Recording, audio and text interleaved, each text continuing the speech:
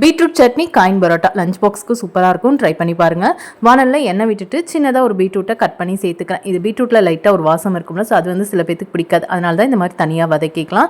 So beetroot வந்து ஒரு 50% வதங்கினதுக்கு அப்புறமேட்டு அதை வந்து ஒரு தட்டுக்கு மாற்றிட்டு அதே வானலில் உளுந்து வந்து ஒரு ஸ்பூன் சேர்த்துருக்கேன். ஸோ இதோட ஒரு பெரிய வெங்காயம் கட் பண்ணி சேர்த்துட்டு சின்ன வெங்காயம் சேர்க்கறதுனாலும் சேர்த்துக்கலாம், அதுவும் நல்லா டேஸ்ட்டாக இருக்கும். ஸோ உளுந்து ஃப்ரை ஆனதுக்கு அப்புறமேட்டு வெங்காயம் சேர்த்துட்டு 2 வரமிளகா, காரத்துக்கு தகுந்த மாதிரி நீங்கள் வரமிளகா சேர்த்துக்கோங்க. இதோட கொஞ்சமாக புளி வச்சுக்கிறேன். புளி வேணான்னு நினைக்கிறவங்க ஒரு தக்காளி கூட சேர்த்துக்கலாம். ஸோ இதெல்லாம் நல்லா வந்து வதக்கிக்கலாம். வெங்காயம் நல்லா ப்ரௌன் ஆகிற வரைக்கும் வதக்கிட்டு இதை வந்து ஆற வச்சு உப்பு வச்சு அரைச்சா சூப்பரான பீட்ரூட் சட்னி ரெடி. இந்த சட்னி தோசை இட்லி ரெண்டுத்துக்குமே நல்லாயிருக்கும். நான் இன்னைக்கு காயின் பரோட்டா தான் பண்ணியிருந்தேன். உள்ளார நம்ம ஆலு பரோட்டாக்கு ஸ்டஃபிங் ரெடி பண்ணுவோம்ல, அதே மாதிரி தான் ரெடி பண்ணியிருந்தேன் இன்னைக்கு அதுக்குள்ளே வைக்கிறதுக்கு.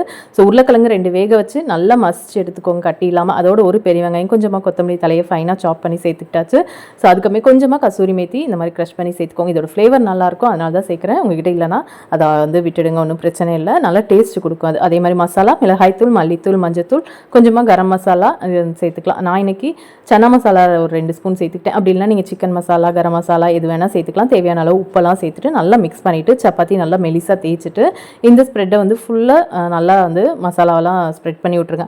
அதுக்கப்புறமேட்டு லைட்டாக இந்த மாதிரி ரோல் பண்ணிங்கன்னா நல்லா வந்து சூப்பராக வந்து ரெடி ஆயிரும். இது பார்த்திங்கன்னா வெங்காயம் சேர்த்துக்கிறதுனால கொஞ்சம் அது வந்து ஒட்டுறதுக்கு லேட் ஆகுமே தவிர மித்தபடி நல்லாயிருக்கும். ஸோ இப்போ கத்தியில் லைட்டாக எண்ணெய் தடவிட்டு இந்த மாதிரி சின்ன சின்ன பீஸாக கட் பண்ணிவிட்டு ஜஸ்ட் அது மேலே வச்சு ப்ரெஸ் பண்ணிங்கன்னா போதும், சூப்பரான காயின் பரோட்டா ரெடி. நான் இது வரைக்கும் பார்த்தீங்கன்னா இதை ஃபர்ஸ்ட் டைம் உருளைக்கிழங்குல ட்ரை பண்ணுறேன். பன்னீரில் நிறைய டைம் ட்ரை பண்ணியிருக்கேன், செம்ம சூப்பராக இருக்கும்.